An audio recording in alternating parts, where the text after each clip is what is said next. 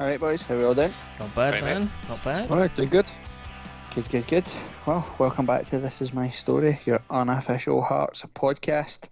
We had media blackout for a week. We have rid the world of racism and I feel brilliant for it, boys. What about yous?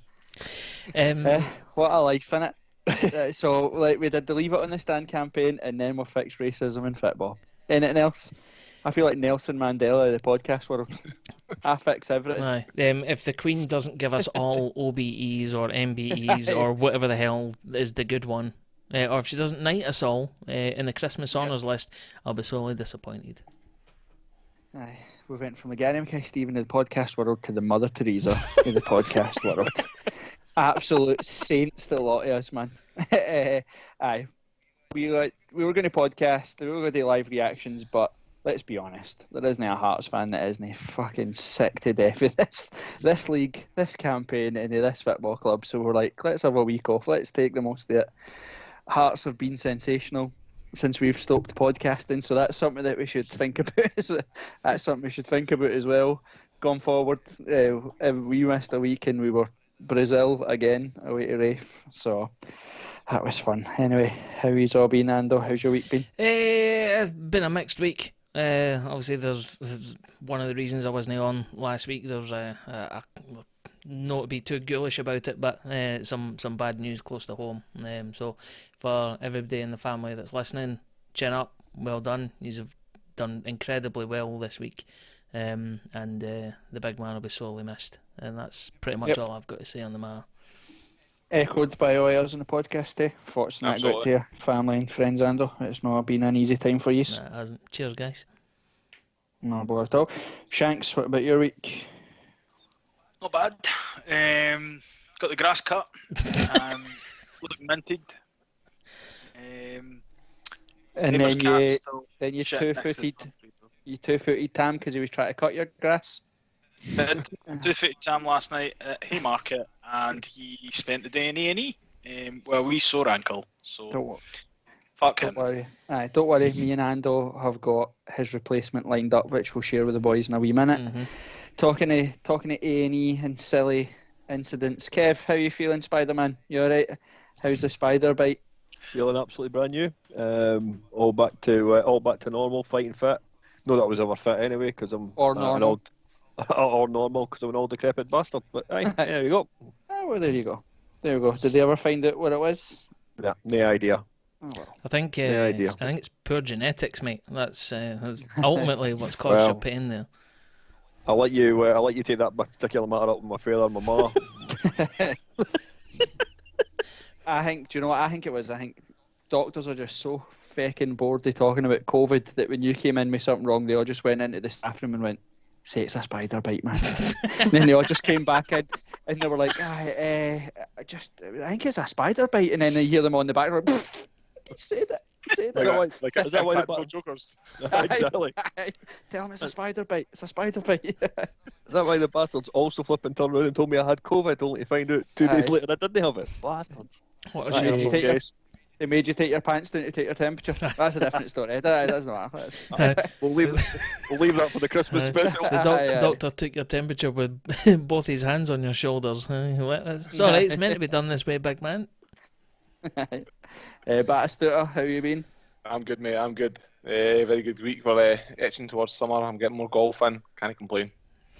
And some more time off, mate. You must be knackered, man. Aye, I'm going to work 3 days this week. Well, 2.5. So that's a busy week. It'll be good. The summer holidays can't come.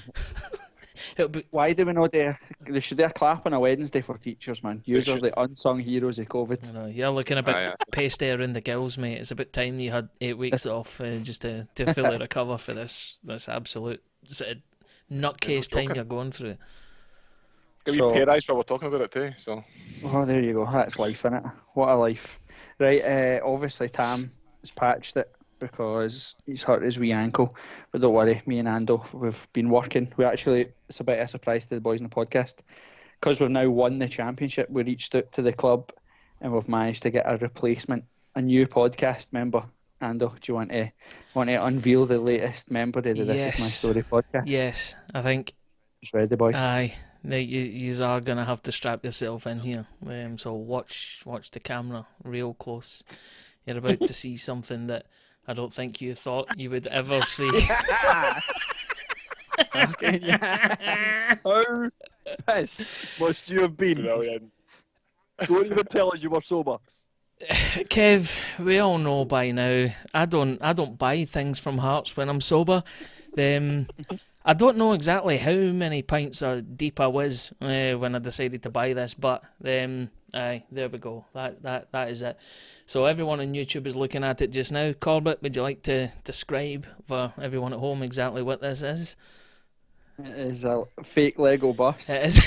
And it's the fake Lego Scottish Cup commemorative bus. It is. The day that order dropped into the basket, everybody at Tynecastle started celebrating. Somebody's actually bought one. Well, somebody's actually bought one. This is just 2 seconds. 2 seconds. He's awkwardly also bought a miniature Gorgie farm so he can stand next to it and cheer as it goes past him. Aye. This is the box that it came in, right? And they're all individual serialized or whatever I don't know what the word is. I'm making words up now, but it says limited edition 306 of 500. So it would be reasonable to assume that 305 other soppy bastards have bought this before I did. Handed it to schools. Handed it to schools. The guy that made it bought one for his ma, and every other one's just been handed out at the Gorgie farm to anybody walking past. And everybody who's signed under Ann Budge has got one as well. So that takes up 158 folk. I don't know how many grandchildren she has. I don't know if it's 305, but I'm sure she has a few. They've all got one for Christmas. For the mantelpiece. Just have 5 of them all lined up. It was hilarious, if I find out, is that it took me a while to build it. It's no the easiest thing to do. It took about an hour and a half. I'm not very good with Lego because, well, I'm an adult and it's just not for me anymore. But it took me a while to build it. Mrs. came into the room and she said, "What the fuck is that?" I was like, "It's a Lego Hearts bus. Obviously, can you not see that from the paintwork on the side of it?" And she's like, just walked away. She's like, "Oh, aye, cool, sound." As if that's a completely normal thing for a nearly 40-year-old guy to be doing, building a Lego bus at his work desk. What? I think that's more a reflection of you, that she didn't even question it. She's just like, right, see that then. She's like, aye. Whatever. You're a complete... This is why I'm planning on leaving him. No. Well, it's funny you should say that, actually, because as she walked out the room, she did call me a Hearts wanker. And wasn't shocked. And to be fair, we pride ourselves on being Hearts wankers. So again, I always say that to people. You'll have to go something insult me with that because I pride myself on being a dick. So there we go. Aye, cool. So this week we're just, like we said, we'll do a wee shortened version of the podcast. We'll review the season. We'll talk about the highs and the lows. At the start of the season, we did our predictions of where we thought we would finish, best player, best signing, worst signing, all that sort of stuff. We'll have a wee laugh at them. Nominate our actual, now that we've seen the year went past and all that sort of stuff, we'll nominate who we think are the players of the year and all that type of stuff like we'd done before, and just all the usual nonsense in between. So since we missed it 2 weeks ago, we're just going to do a wee recap of the Shanks McCanns that were missed. Shanks, what were they? What were the answers, and can you remember if anybody got them right? Yes. So shout out to Tam Sharp, Eagle at the North Pole, Amoroso Lets It Run, and Colin Marshall, all getting Chunky Chicken Champion. Right, so the three were: player 1 sent his own keeper to hospital on his debut, joined in the summer, had to wait till October for his first goal, but what a goal it was. Went on to captain the club. Who was it? It was Oztuck. Arguably the hardest one. A few folks struggle with this. Previous Old Firm manager took his spot in the team, pushing him out the door. He was hyped up by his two countrymen. Luckily, his ban for smashing lines was overturned, and he joined the famous 1 goal for us versus Motherwell. Corbett, I think you said you'd seen that goal. Were you there? I was. Talk us through it. No. It was a trundler. I think he cut inside, maybe 18 yards or something, put it in the bottom corner, I'm sure. Paul Le Guen took his spot in the PSG team. It was Vincent Guerin. Guron. But it was fine. He's actually on the Lego bus as well. Ah, look, here he is. Is I don't know, just for the benefit of the camera, there are 5 guys. Is that coming across all right? Why are we wearing that top as well? I don't know. I maybe put the stickers on wrong. I don't know. I'd had a couple of drinks when I done it. The nativity play.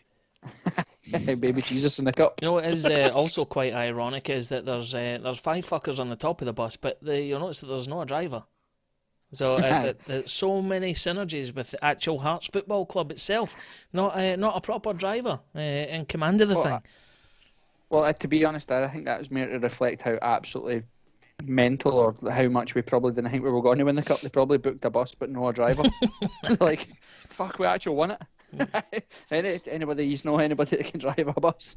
I'm sure at one point Stevie Fulton was driving. One-handed. Right, Shanks, next one. Last boy, although I was corrected on Twitter, apparently he had 26 goals. I had him down as having 21 goals in 3 spells, one of which was his youth career. Absolute bear of a player, superb in the dressing room, wrapped up the points at the Gorgian versus Celtic, smashed one top right, made Mulgrew look a dafty, booked for the celebration at Easter Road. That was Steve-O. That was your 3. And there's been confusion because it was going to be a Scott McCann this week. But me and Scott don't really talk to each other outside the podcast because we don't really like each other. So we've hibsed it, and we'll do one next week. We will. There's external factors for that. Banter aside, Shanks is a fucking idiot and never reminded me that I had to do them. And aye, that's it. But aye, don't worry, we'll do a Scotty McCann next week. I'll take that. Right. I'll take Right, it. cool. Headlines this week. Gary Mackay-Steven, Ballon d'Or. Easy. Is there a shoe in? Easy. John Souttar, Ballon d'Or. Easy. What a season we've had. Mate, see all these Hearts podcasts that just moan all the time? Embarrassing. Embarrassing. I said for day one, getting over the line is all that mattered. Performances didn't matter anything. Getting back to the top flight is all that mattered. Have I announced that I now work for the club? Have I told you that? I have heard you are somewhat of a media darling. I am now officially on the payroll, so Heart Midlothian Football Club. Superb. Well done. What a season. No, but seriously, Gary Mackay-Steven has been brilliant the last 2 games, hasn't he? Mm-hmm. Obviously, the 2 games don't obviously totally and utterly erase the memory of what we've seen before, but that position, the formation, the sort of balance of the team, it's looked superb. I don't know if it's the formation or if it's the fact that John Souttar has just made such a massive difference to Hearts. If you look through the spine of the team, you've got Gordon, who's absolutely rock solid. Then you've got Souttar, who's absolutely rock solid. You've got Boyce, who's absolutely rock solid. And I think Halliday and McInnes and Haring are making like that midfield free. I'd be happy, so to speak, touch wood, if that was the midfield free for next season, because they're got a good understanding with each other. But I don't think you can underplay the sort of confidence that the team has, knowing that Souttar is there, and it's not Berra or Popescu or Halkett type thing. I think it's made a massive difference. Kev, has the Souttar joining or coming back into the first team, along with Shea Logan coming into the first team, also had something to do with that, and the fact that we've not conceded a goal in those games? Yeah, potentially. Obviously, we'll come on to Shea Logan in a little bit, but I think it has helped the teams look more balanced. And again, definitely, not to go down that route. The best players are playing in their best position, and guess what? It's made a difference to Hearts. We've not conceded in however many games, and we're scoring goals for fun. Like we joked it there, that's what the frustration is. None of us sit here pre-recording and come up with ways that we can kick the club or moan about the club or whatever. Let's not underplay the fact that this league is shite, and the way that we've played the last wee while is exactly how we should have played it for day one. Like, there's no excuse for that. We have the players, we've got the team, we've got the coaches. It was either, I don't know, incompetence, or it was just, like you said, football manager sort of tinkering that Robbie's famous for. But the last few performances, the balance of the team's been brilliant. Brads? I think, I'm not going to obviously play the cynic here, but he's obviously on a 6-month contract, wasn't he? So, Logan? No, GMS. No. Was he? Is he there for? He's got like a 3-year deal or we give him something. I'm Was sure it? it's a 2.5-year Aye. contract. Well, that goes my point, because I was effectively thinking, has he taken this line seriously? Have they had a chat and said you're playing for your place, as they said they were going to do with boys? Has they actually stepped up and gone, Christ, I might be out of job in 6 months, so need to kind of really step up. You'll need to cut that part, Ando. No, we'll leave it in, because people need to know the mediocrity that People we need to know work what we with. deal with. No, I pay little attention to anything that's going on around me. People need to know this. Fair enough. I think so. Here's the question I'll put to you. It's one that we'll have seen all over social media, but does John Souttar go to the Euros for you? Is he in with a chance and with a shout? What, over Ryan Porteous? No. Aye. Oh no, I forgot about him, man. No way. £3 million Porteous? No chance. Yeah. I would prefer that he didn't, only because we all know his track record with injury. The last thing I want to happen is for him to pick up a knock or an injury that curtails or cancels his season or even his career. We are going to need him next year. If he takes the wrong boot, gets injured against, quite frankly, I don't fucking care about international football. So no, he doesn't go for me. While it's prestigious for the player and it's kudos for him if he does get there, that I would say no. They have to wrap him up in cotton wool. He's needed for his club side. That's his bread and butter. That's my stance. Brads? I don't think Steve Clark will take him. I think he's had 3 games solid 90 minutes now. Is it 4? 4 90 minutes, and they've been against kind of pish teams. So I don't think Steve Clark's going to say that's enough under his belt to take him to Euros. I think he's more than capable. If you look who's there, Grant Hanley, Porteous, anybody else, who else is pushing that centre back line? Well, Declan Gallagher is going to be playing, but he's not played for Motherwell. He sits on the bench. Porteous is shite. He's fucking the most overrated football player in Scottish football. He shouldn't be going anywhere. He's terrible. Cost Hibs potentially third on Saturday. Tierney's an injury risk. Mm-hmm. But Tierney as well doesn't play centre back. Do you know what I mean? Like that is I think naturally. I think what you're saying is right. You look at all things considered, but then you think, well, he's actually played international football, and he's not just strolling it at this level because at this level he strolls it in the top league too. He's been when he's fit, arguably he's one of the best defenders in Scotland. So, but I agree. I don't think Steve Clark will take him. But for my own perspective, from a Hearts thing, or even just from a John Souttar thing, what a way to end what's been a horrible couple of years from it. If he did sneak a wee place on the plane and went over, it's the type of thing that it's hard to say he deserves, because we don't know him, but we know his circumstances. I just think it'd be a great wee story if he somehow managed to sneak it in. Shanks, what you've got to say about Souttar? Absolutely echo it. He's been Rolls Royce since he came back for us. Showed there's always that worry that he's been out for so long. His career's probably on the line this time. That he takes it easy and then you don't really see him until maybe 6 months. But he's just came back flying. Can't doubt him. Looking forward to. It's like having a new signing, eh? Be interesting to monitor what happens with the ins and outs. Obviously, we'll touch on Logan in a minute. You touched on Gallagher. There's talks about how it could potentially go into Aberdeen, I think, or Motherwell. Sorry. So be interesting to see, but I think he'll be the absolute linchpin, and I would definitely give him the captaincy as well. Aye, it's worth talking about. So since you talked about the captain, we'll bring it up since it's a good professional segue into the next section, Shanks. I liked it. Well done. We might have been 2 weeks off fixing racism in the world of football, but we're still professional podcasters. Well done, Shanks. Naisy. He's making murmurs in the press that he is going to retire from football in this summer. To caveat that, he has said a few times that he's contemplated that over the last few seasons. I think the big disappointment for him is that his own fitness and his own performances have probably kept him out of go to the Euros, because Steve Clarke is pretty loyal to players that he has in the squad or whatever. And I think if Naismith had a big season this season, regardless of being in the Championship, I think Steve Clarke would have had him in his plans to take him over. But performance and injury or whatever has sort of scuppered it. Any opinion on do you think the club should be actively talking him out of retiring? Is he going to have a role to play next season in the bigger league? Or do you think now he's more, we need him as a coach rather than on the park? For me, it depends on the money. So, like, we all know that he got a long deal.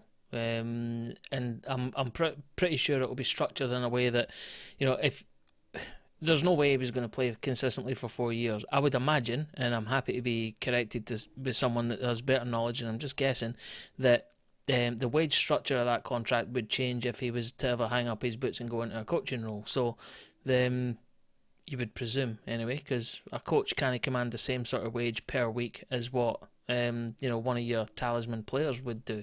So if he is going to retire and the contract is structured like that, then fine. Punt him into a coaching role, save us a bit of coin. But then again, it's all ifs, buts and maybes. I don't know if I'm just speaking shite by saying that. But there's a good chance. Something, that's what the podcast is all about, isn't it? Well, exactly. We're, as you say, taking a punt and talking professional shit. at talking crap. So there's my contribution. But I would say if he is still going to continue to be paid the same amount of money as a player, for being a coach is the same as he would get as a player, then he needs to fucking just boot him out the door. You don't think he's worth it as a coach. Not as money. So talking about Shanks, what's your views on Naismith? So, me, Tam, and Ando watched the Wraith game, and I think if he was seriously about to hang up his boots after his phenomenal career, really, for a wee gadget, he would have celebrated that goal, and the whole squad would have been on top of him. It was nothing. There was none of that. It was just alright. So I can't see it. His missus has been on holidays for a couple of years. She'll be wanting a villa in the Maldives. He's needing another 2 years' wages at Hearts for that, is he no? No, I don't think he's not at Hearts for money. To be honest with you, he's made his money, hasn't he? He'd like to think so. He's made his money. So, and also I think it's probably more a reflection of what you've just said. You're right to point out. He's played in the Champions League. He's played for his country. He's played in the Premier League, scoring a tap in at Wraith Rovers in the last game of the season in the Championship. Even if he was retiring, would he really care? So, I mean, it's not going to be a goal that he'll probably look back on and overly celebrate, would be my opinion. But I get what you're saying. So here's Kev, what were you gonna say?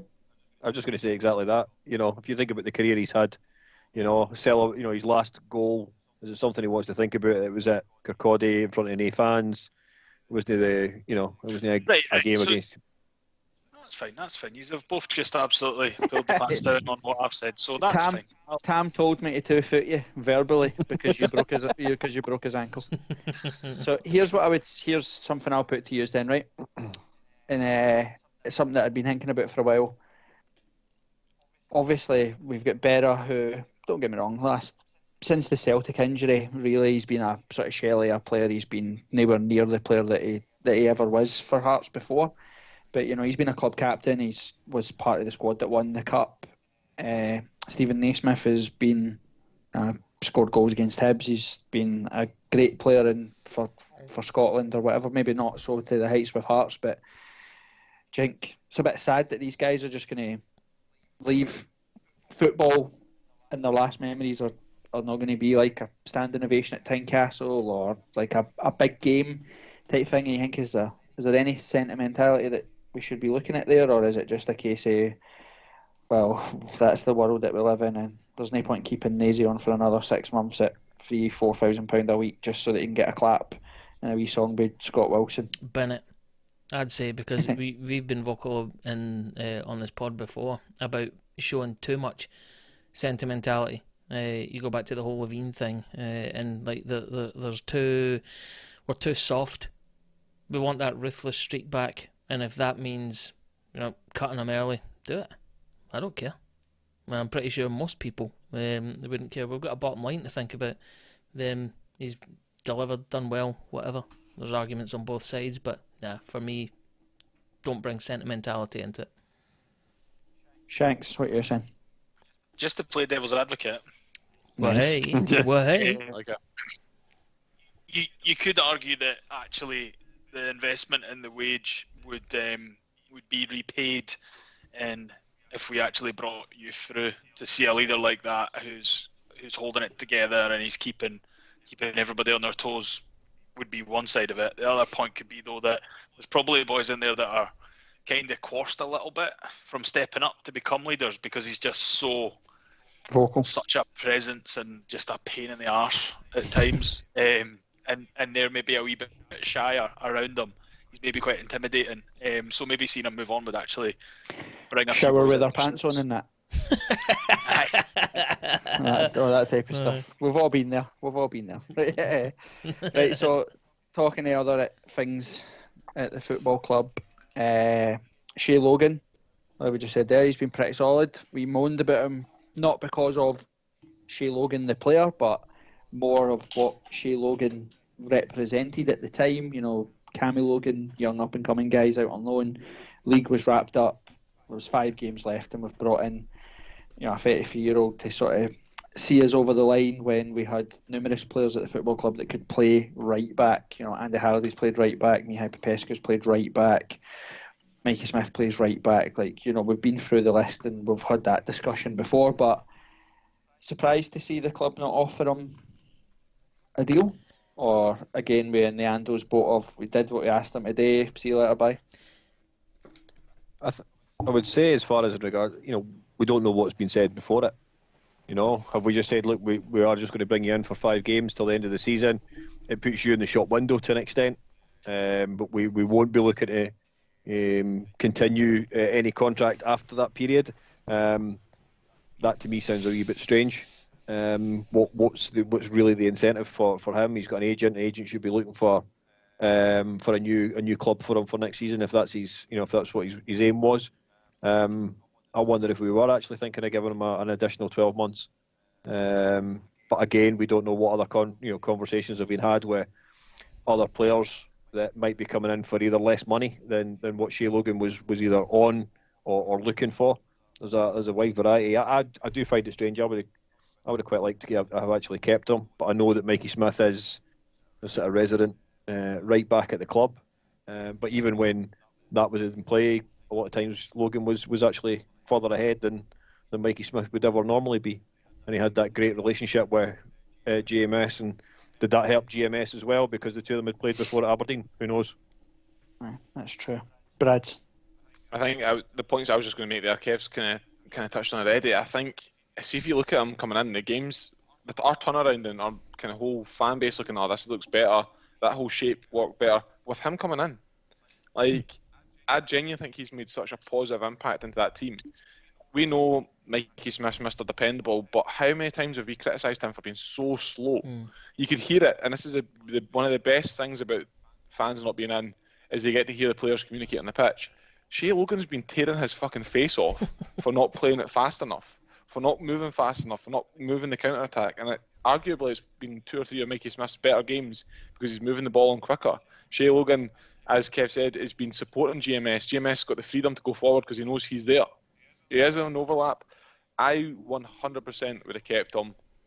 And I don't think Brandon's going to make that step up that we're waiting for, unfortunately. I don't think it's there. And if it was just to be a bit-time role between him and Mikey Smith on that right wing, fine. I'd be quite happy with that. But again, it's only 5 games. I'm not going to lose any sleep over it, but I would have loved to have seen him stay a wee bit longer. Well, my outlook on it is goes a bit down to what Ando touched on a little bit earlier, is see if Shea Logan was sort of just the sort of byproduct of this new outlook for the football club. We've already spoke about this rebuild and all that, and as much as we've championed it, we can't trust Robbie in a rebuild because we've seen from the summer and then again in January that some of the punts that we've taken haven't worked out, and we're having to clear the deck, so to speak, of the dross for the bigger season. And if that was part of the wider project, and Shea Logan just happened to fall on the sword because we were being this big tough club, then I would be like, right, fine, fair enough. But on the same day that we announced that Logan's not getting a contract, we announced that we've given a 2-year deal to Ross Stewart, Livingston's fourth choice goalkeeper, who has played 4 games for Hearts, conceded 8 goals from 13 shots on target, has a worse goals per shot ratio than Joel Pereira. And we've brought him in and gave him a 2-year deal to be Craig Gordon, 38-year-old Craig Gordon's backup.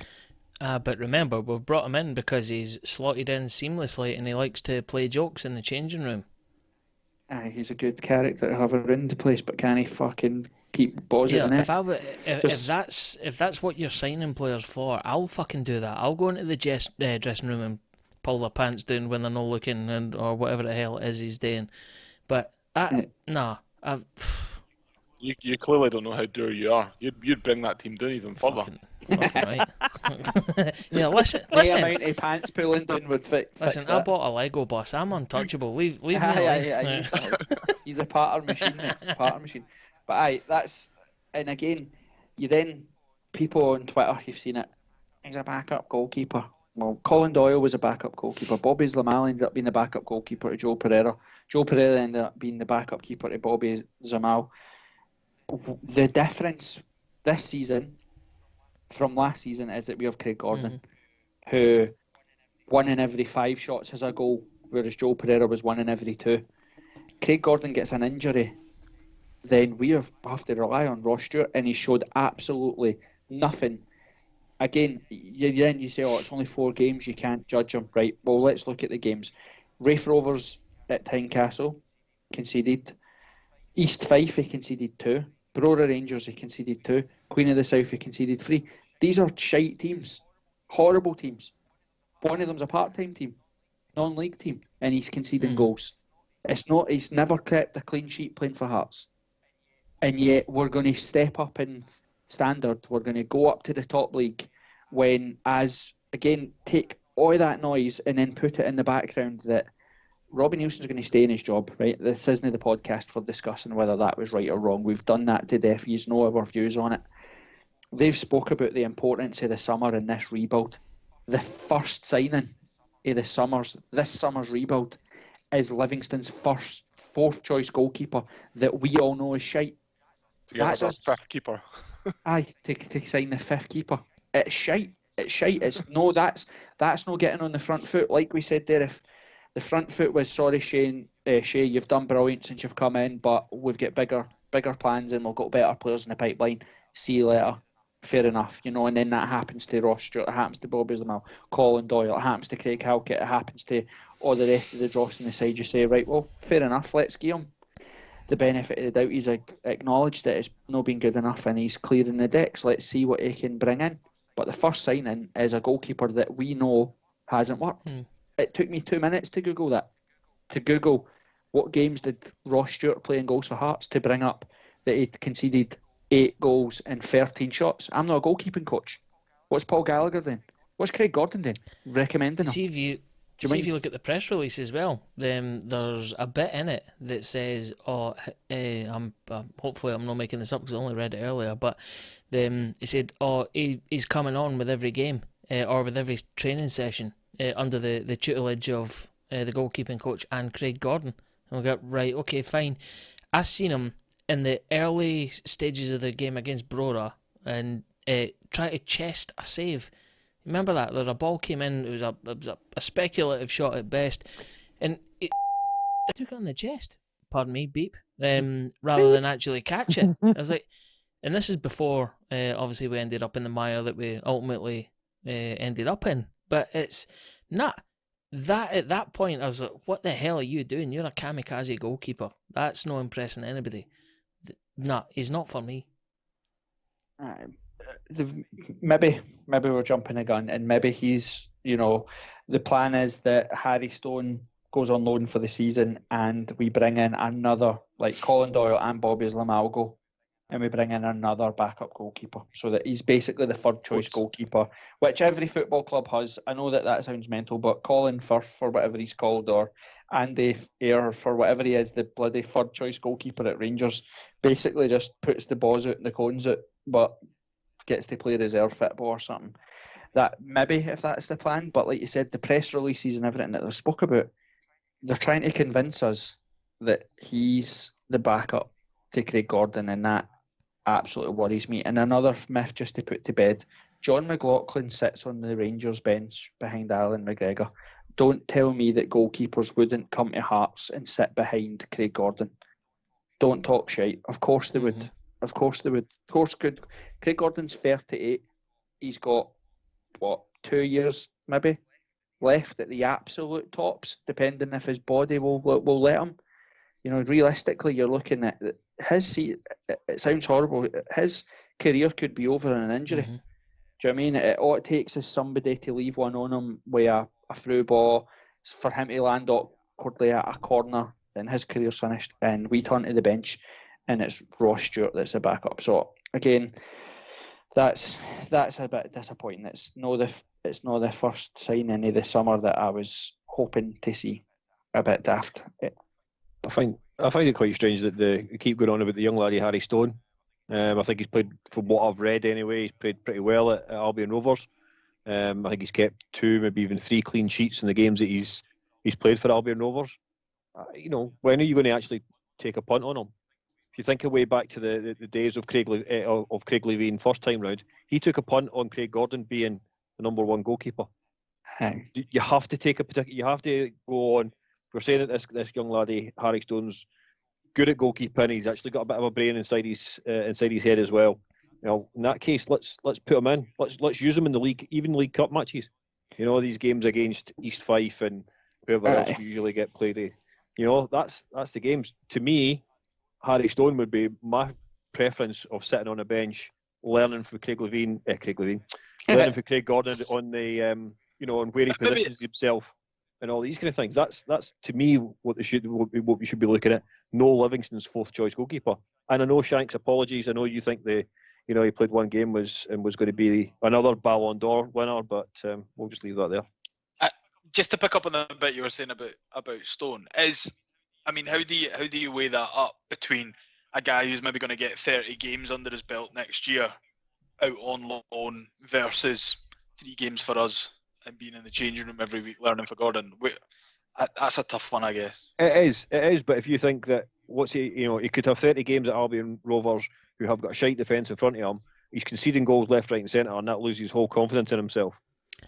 Or you could look at him actually. Do you know what? We'll play you in cup matches, and you also will have the ability or chance to see Craig Gordon and learn from one of the best goalkeepers we've actually had at the club.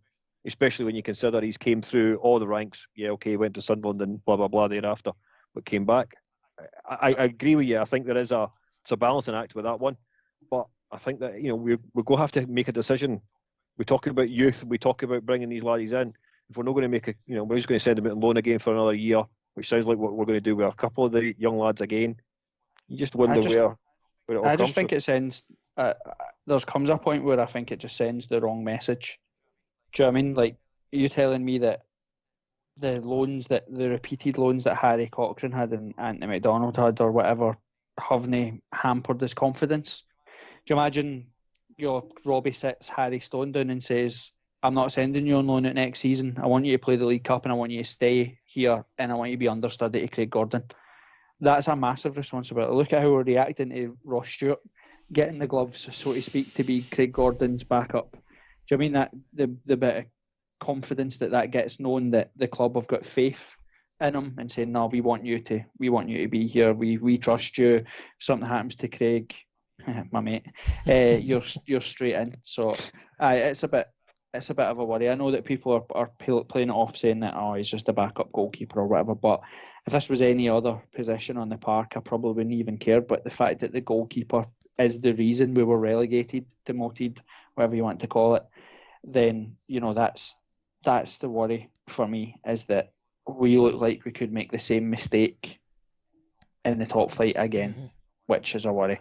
Rumour wise, any rumours that you've seen? Obviously, we've talked before. The Martin Waghorn rumour kind of surfaced, and then as quickly as it surfaced, died back down. There's the Declan Gallagher rumour as well that seems to be coming around every now and again, and not to that you don't know that I'm a media darling, but when I was on the Old Firm Facts podcast with Gordon from Super Scoreboard, my other mates, like see my mates in the media and that, Gordon from Super Scoreboard, and that, he was saying that he'd heard rumours as well that Hearts had approached Declan Gallagher or whatever. So Declan Gallagher would take. I think he instantly improves. He instantly improves. Instantly improves the side. Martin Waghorn's. That's clouds. That's pie in the sky stuff. That's not happening. But any other rumours you've heard? Anybody else? Were they not talking this week about the St Johnstone boys, or was that just nonsense on Twitter? Probably just because St Johnstone are making a mockery of us being a supposed big club when they're going to win the League and Cup double, the League Cup and Scottish Cup double. I seen Milinkovic rumours again. He's a free agent. Boys were talking about him. I'm just going to start the Jason Cummings one. Every 6 months, man. Although I would take, I'm not even going to lie, I'd take Big Laugh 100%, but then that's for a different podcast as well. Cool. Aye, that's about it then. That's fine for headlines this week. As we record this now, Falkirk have made a hit in League One. You can beep that. If you don't know by now that when I say it goes beep, so when beep it means then you don't know, you're not been listening. They're doing this on purpose because Tom's going to have to edit the video because he fell on the train tracks at Haymarket in a drunken stupor. Yeah, quite exactly. Right. Kelty Hearts, I think, beat Broder, didn't they? I think in the first, is that the first leg? Is that a two-legged affair? Will be, aye. Yeah. Ultimately, in the sort of redemption path of fucking getting Brecon to get them out of the league, so that would be good. Whoever wins, Broder or Kelty, you've got my backing. That's about it in the world of Scottish football, isn't it? More or less. Aye, at least nice to see one Hearts side be able to go up to Broder and actually win. Right, Kev. I was trying to avoid that. Shit Dickhead. joke. It's all right. Right, boys. Guess what? It's my favourite time of the podcast. Who does Corbett hate? A word from our sponsor.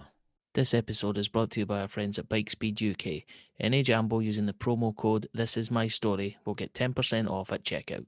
For every biker's every need, think Bike Speed UK. From motorcycle parts and accessories to the best biker wear. Think bike, think Bike Speed UK. Cool. Right. So, obviously, season's finished. We done exactly what we needed today. At the start of the season, we did I think, was Big Rab on that pod when we did it? Did he give his own predictions? It wasn't. It was Rob Bothwick that was on. Oh, aye, so it was. Have we got Rob's predictions that we can go through too? Just to follow him. Well, we did. Only do them if no, we did before Saturday, but in the interest of you probably not wanting to cover Rob Bothwick's stuff, I deleted them off. So, apologies, Rob, if you're listening. It's nothing personal. I just figured I would just delete them for no other reason than I didn't think we'd cover your predictions because it was a one-time show. So, cheers, Corbett. You've absolutely fucked me there, but. I just wanted everybody to know. Can we not just make it up and say, I can't believe Rob picked Lloyd de Moor as the best player of the year? Aye, we could. Aye. Right, so here we go then. So what were the topics again, Ando? Run us through the headline topics. So the first one was where will Hearts finish the league season? Everybody, bar Shanks, predicted first place. So it's 5 points to all and sundry bar Shanks, who said we would finish second. So he fucked it. The top scorer, and these are the ones that have been determined already, not the discussion points. Top scorer, Corbett and Kev and Brad's picked Jamie Walker. Myself and Shanks picked Naismith, and Tam picked Liam Boyce. So the only one that gets 5 points there is Tam for correctly choosing Boyce. 5 points off for not being here, so he's back to 0. How many trophies will Hearts win? We either picked 0, 2, 4 or 3, apart from Brad's, who correctly predicted 1. So he gets 5 points for that. Manager at the end of the season, we all said, bar Shanks, that it would be Nielsen, so everyone gets 5 points. Bar Shanks, who's still on a 0. So the totals, before we get into the discussion points, are Brad's and Tam on 15 points, Ando, Corbett, and Kev on 10, and Shanks on fuck all. And there are some that we need to discuss. So the first discussion point is, who is your player of the season? So I'll just run down very quickly who we all predicted. Corbett said Jamie Walker. I said Peter Haring. Tam also said Jamie Walker. Kev said Jordan Roberts. Shanks had Andy Irving. And Brad's had Jamie Walker. So there's only 4 different choices there. So it's over to you, boys. Who do you think the player of the season was? None of them. Move on. Steve, thanks. Did somebody not say Craig Gordon? Was it no? Shanks? I had him as best That signing. is the next section, which is best signing. But yeah, player of the season, I think, well, it's a toss-up for me. For me, I'm giving it to my best pal, Boise, because we literally are like that now. I watch him on Twitch and everything now. I think I won't be disappointed with Gordon or Boyce getting it. I think both of them have been top performers all season long. Others have flirted with it, but I think when you're looking at consistency and the levels and the application, professionalism, them, Boyce and Gordon for me definitely. Anybody get any different to that? No, not at all. Not really. Same, John Suter, but that's a different argument. John, well, he's contributed more than Berra and Popescu and Halkett. He only played 4 games, so. True. But anyway, Right, what was the next one? Is who was the best signing? So going through them in order: Corbett, you picked Andy Halliday. I picked Josh Ginnelly. Tam and Kev had Jordan Roberts. Shanks had Craig Gordon, and Brad's had also Josh Ginnelly. So this one probably up for a little bit more of a debate. I don't know if it is a debate, to be honest. I think Shanks wins that one. Craig Gordon. Do anything to snap all points off me, you arse rig. Yes, I absolutely would, because if you look at Jordan Roberts' and to get all nerdy about it, Josh Ginnelly's goal contribution per 90 minutes is far exceeding anyone else in the team, but again, it's only because he played quarter of an hour of a game against Celtic and scored twice or whatever the fuck it was. So, yeah, I know. But joking aside, I think Craig Gordon has to be the winner there. Absolutely. Craig Gordon has been the absolute signing of the season. I think he's made such a massive difference to us. Arguably. It's a shame that Shanks now get 5 points for having at least one correct answer. So, well, doing that, it's fine. I mean, obviously, I think if we'd had the worst signing, I could have probably put my best signing in there. Kev, you sound like an air traffic controller. You did, Kev. What's happened to your sound? Kev, you have all the gear but no idea. His fancy new fucking headset has just died on him, like his broadband normally does. Aye, fuck's sake. Now, fuck it. Now we're going to market the N63 from Linking. It is now discounted rolls available at the bakery. Clean up on aisle 7. A young kid is shat on the floor. Kev, you actually sound like you're talking through a megaphone. Right, but we'll look past it. Right, what's the next one, Shanks? Shanks, Ando. Fucking hell, I know we're both bald, but fuck's sake. Right, the worst signing. Interesting, this one. Corbett, Craig Whiting. Ando, Ross Stewart. Tam and Kev, Elliot Freer. Shanks, Mihai Popescu. And Brad's, Ollie Lee. Yes. I'm still thinking definite Elliot Freer was absolute rank rotten. Bollocks, man. He was anonymous. Ross Stewart was by far the worst, as we've already covered. 5 points to Ando. Thank you very much. To be fair, I think it's a bit cryptic. Shanks, to be honest, I think Shanks is in with a shout there because Popescu and turned out to be jobby. But I think you're right, Ando. Stuart, for me, you can also have him as worst signing for next season as well. Now, you can have a double whammy like. Elliott Frear for me. Take that away. Elliott Frear was absolute pony. How many games did he actually play though? He played like 3 games, scored a goal, and set up a goal, so it wasn't that bad.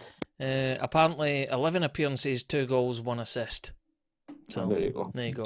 But he sounds like a posh wee wank. So fair enough. He sounds exactly what Tam's got right now. I think what we could maybe do. He's sitting in his bed with a fear. I think what we could do is give Ando 5 points for Ross Stewart, and Elliott Frear just gets a point because that's all he's worth. No, probably. Fair. Fair, right. Next one. That is all the ones that were up for discussion. So that everything else has been determined. So if you want to chew over the cud, you can do. But I suppose it probably moves on to another point is, do we want to do something for the listeners and say, right, what was your player of the season? Like, remember how we had an awards ceremony?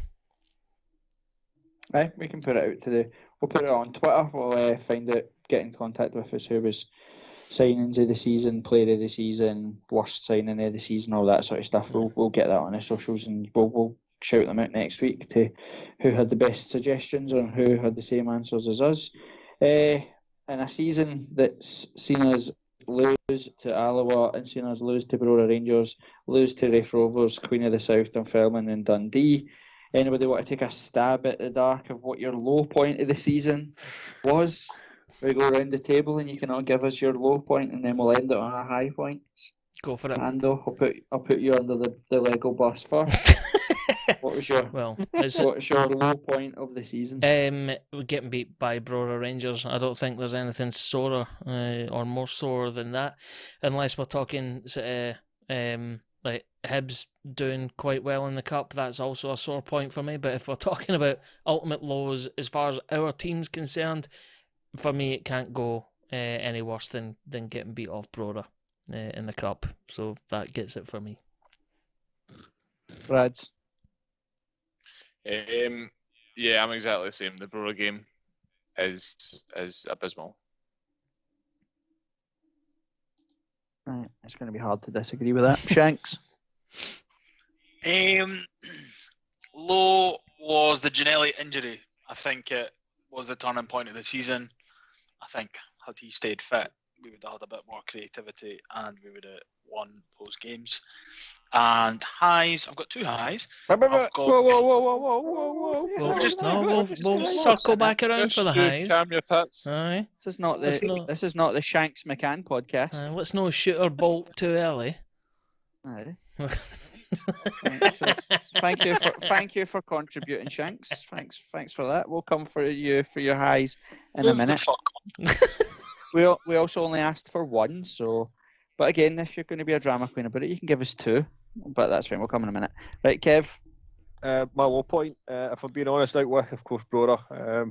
My low point is actually the Wi-Fi. Well, we all know about that, but no, is actually the cup final against Celtic. Yep. Snap. That's my low point. I still think the game was there for the taking. I just still question what the Kingsley was doing. Just absolutely smash it. Yeah. That's how he'd taken free kicks and the goals he scored, or the goal he scored against Dundee. He put his laces right through it. Should have done exactly the same thing in the cup final. Had he scored there, yeah, it would have been a totally different season. I would have picked up an extra 5 points for correctly guessing that I got 2 trophies this season. 2 trophies, I fully agree with you. My low point of the season is the Scottish Cup final. I think, especially even more so now when you've seen what's happened to Celtic since every team on planet Earth that was able to kick them in the balls has kicked them in the balls. As we record this, they've just been scudded 4-1 off Rangers, and it could have been 10 if they wanted it. Rangers, they've lost to Ross County, they've been beat off Livingston or whatever. Like, every club that could have kicked them has kicked them, and we had an opportunity to put the boot into them proper. had them on the ropes. They couldn't handle us, and we were one penalty away for winning the Scottish Cup. And that was a hard one for me. That This is one. a right laugh. This. Aye. Don't worry though, you've got two highs that are going to get us right back up to cloud nine. And what you're going to say? Well, there's no right or wrong answer. It is obviously just opinion, but my answer is right because, but using that exact same rationale that you've just spoken about, if we had beaten Brora, we'd be winning the cup this year. Let's be honest, we would fucking absolutely smash Hibs face first into the fucking ground like we always do. There's no Old Firm left to play. It would have been our cup this year. So I don't know. I can see both sides, but for me it has to be Brora because we would definitely be winning the Scottish Cup this year if it hadn't been for them. Are you saying that, Ando, because you'd went for 3 trophies that we would win this season? Yes, absolutely correct. Right, here we go. Shanks McCann, energy up, everybody up. Here we go, Mr. Motivator. Here he comes. Shanks McCann, your 2 highs of the season. Pumping those fucking Dundee 6-0. It wasn't a 6-0, but it's fine. It was. What was It was 6-2. But thanks for coming. Insignificant. And the ultimate high has to be John Colquhoun telling Tam that he had shite banter. Brilliant. Yep. I'm buzzing the podcast is just up there now, and it is absolute pumping, blood's pumping. Brad's, your highs. I also share the sentiment with the Dundee game, but I also loved the Hibs Choose Life video. That 80k views or whatever it was. I think 40,000 of them are me. I'm still the only person that's still watching it every week. But no, I think it's sad that the opening game was the best moment for me, and it's all been fucking downhill since. But Pumping Scumdy was brilliant, and the video, that's mine. Ando. Well, since we're sharing 2 highs, the first one, and just to be wanky about it, is high for the season is this podcast. Obviously, getting to speak to you guys every single week and doing what we do, it's been absolutely brilliant. Wankiness over. That's my first high. Friend. Exactly that. Friends. And yeah, throw me the wanker symbol. You're absolutely right to do so. My second high of the season, this is even more wanky, and this just plays into the fact that we are just horrible, bitter little bastards. Is a victory against Dunfermline. Just because of Rab Just Ferman. because of big Rab Ferman is the only guy that we've had on the podcast that we could probably get, you know what, like real venom and animosity, but also be friendly with it at the same time. So kicking Rab's team square in the balls away back whenever it was, that's probably my second biggest high. We beat Hibs all the fucking time, so the semi-final doesn't even factor in. I can't include the Celtic game as a high because we ultimately never won it. Dundee, we should be beating them 6-2. Beating Alloa 6-0, who fucking cares? But the one that mattered, just because of the pain it caused them, was beating Dunfermline 1-0. So, love you, Rab. Cheers. Kev. I'm actually going to say the Hibs game, the semi-final, for the point of view that we'd only played 2 games or something like that. Turned up half fit. Played the full 90 minutes plus an extra 30. They missed penalties. We scored. Deal with it. Again, still biggest club in the city. So from that point of view, that was definitely a high. And the other high, from my point of view, looking at it from the podcast, is what we've actually achieved for getting a flag for Big Zal. And it was on that particular day. It was at half time that it was announced of his passing. So I think what we've been able to do, and the fan base that we've got, and I don't mean the podcast, but I do mean the podcast, but the actual Hearts fans themselves have, a couple of quid in their pocket or whatever. It's been great to see the kind of response from those that listen to us. So grand, thank you very much to every single one of them. Yep, and we'll give an update on the flag and when we finish all this stuff, and when we end the podcast, we'll give a bit of that. Kev, we're just copying each other again. My high, when you support Hearts and Hibs and we win a trophy every fucking millennium or something like that, then beating each other is all that we have, and that beating them in our pre-season just adds to the day that we like the games where we beat them with the under 15s, the 15-point deduction season, when we beat them at the relegation party, beat them at Hampden 4, we beat them at Hampden 5. Just another list to add, another game to add to the list of embarrassing derbies. And it was also good that Whiting and Boyce scored. I think after all the hype of their striker and all that type of crap that missed the penalty and never scored, it was good for us to just ram it right up them, and then obviously sitting on the gold that was the intro. That I was like a kid at Christmas for about 2 weeks when I knew that was going to be my idea. When I knew that that's what I wanted to do, I was like, oh my God, please win, because it's going to be the best. And it's the exact equal reason why the Celtic one will be low, because my intro for the Ando play the music for Celtic would have been unbelievable. But we'll have to keep that in the back burner and hope that we get them next season. Aye. Cool. Tam's highs and lows, who cares? He's probably sitting with his Hearts packed lunch, watching his DVDs, greeting that John Cahoon thinks he's a wank. So, well, I'd say would give you what he has, but no one actually cares. Any idea when the club will announce their actual Player of the Year and all that, or is there any word, are they having a do or anything this year for Player of the Year or Player of the Season? Probably shitting themselves about what you'll say Right. the next fan engagement meeting. Aye. What do you mean you're having a party for this season? It's been rubbish. Aye. So I just because Kev touched it there, we'll bring it to you as it is now. What, the 4th of May?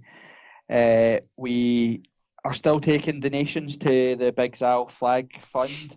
We will be closing it pretty soon. We are now just in a case of we know from the flag maker and distributor what needs to happen in terms of actually producing the flag, but we're waiting on Zaliakis' family, and just again, we only wanted to raise £400 or £500 for the flag. We knew that the Hearts fans would probably get right behind it. We could never have expected it would be closing in on £2,000.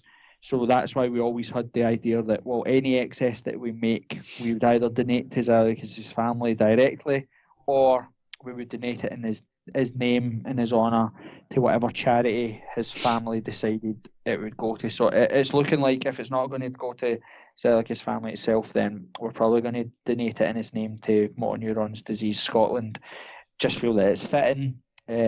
Ideally, we've got things for the pipeline. Obviously, it's a close season now for us. We're coming up to our 50th episode as well. We're hoping to try and have a live podcast from a pub in Gorgie, where we'll invite the people that listen to the podcast, if they're free, to come along.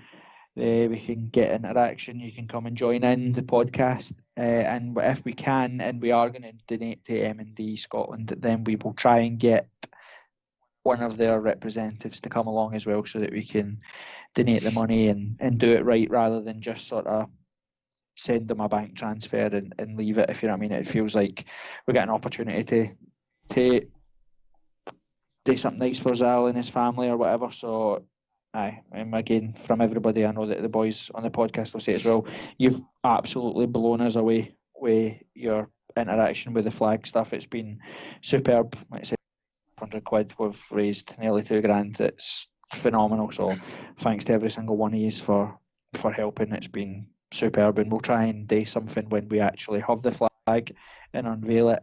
Try and get it something put up in the socials when we actually take control of it as well. Ando, what were you going to say? No, just to echo your point about the support has been absolutely phenomenal. And whether you guys that are listening or not know this, there are some people that have been significant donors. Now, unfortunately, I don't have the data to hand, but I think one of the largest contributions we'd seen from, and there was a couple of them, to be fair, of £50 straight off the bat. One of them was obviously my best mate, Liam Boyce. has contributed. Laurie Dunsire, Craig Cairns, and obviously some of the other guys that do the Hearts podcast as well as every single lad on this pod that you're listening to. The donations have been sizable, and I'll be honest, because I keep talking about this with the missus and saying, "Oh, that's the total at X amount now," and she's like, "Holy shit!" It's like you actually only asked for like just shy of 500 quid, and it just proves what Corbett is saying is that everybody listening to this that's contributed, absolute diamonds, every one of these. Yep, here, exactly.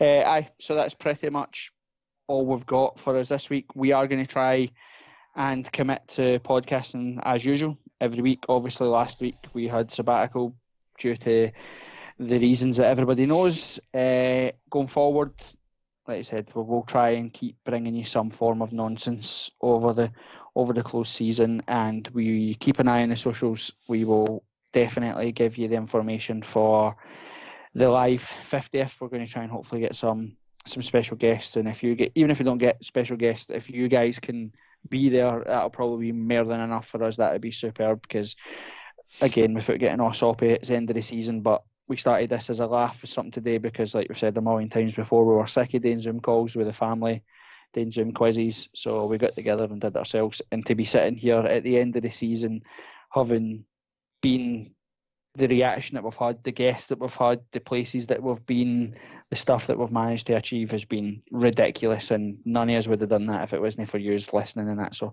for everybody on This Is My Story podcast, we just wanted to end the season by saying thanks.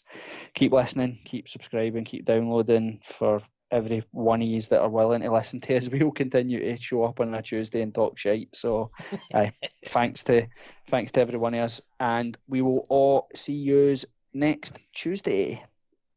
Cheerio. All right, boys. See you See you later. all later. Right, gotta get out.